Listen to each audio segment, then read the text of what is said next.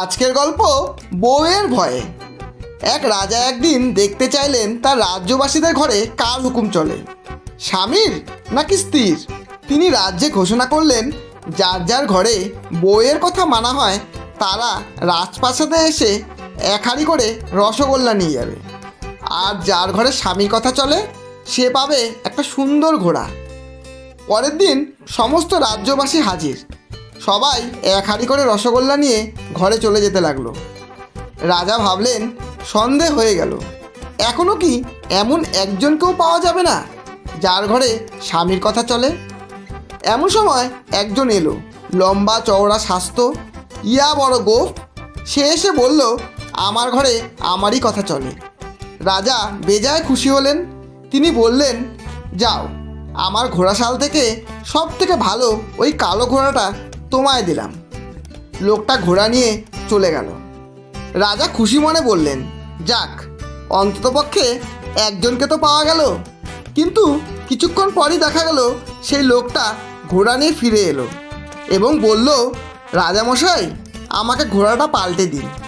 আমার বউ বলল যে কালো রং অশুভ, সাদা শান্তির প্রতীক, তাই সাদা ঘোড়া দিন। রাজা রেগে গিয়ে বললেন, তুই ঘোড়া রেখে এক হাঁড়ি মিষ্টি নিয়ে এখনই আমার সামনে থেকে বিদায় হও।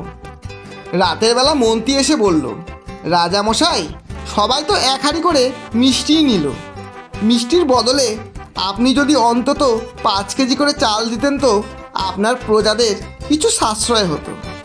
রাজা বললেন, আমিও সেটাই ভেবেছিলাম, কিন্তু বড় রানী বলল এক হাঁড়ি করে মিষ্টি দিলেই ভালো হবে।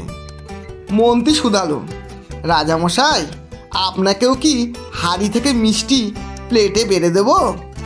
রাজা লজ্জিত হয়ে বললেন, সে কথা থাক, আগে বলো, তুমি রাজসভায় এই মতামত না দিয়ে এখন কেন দিতে এসেছো এই রাতের বেলায়?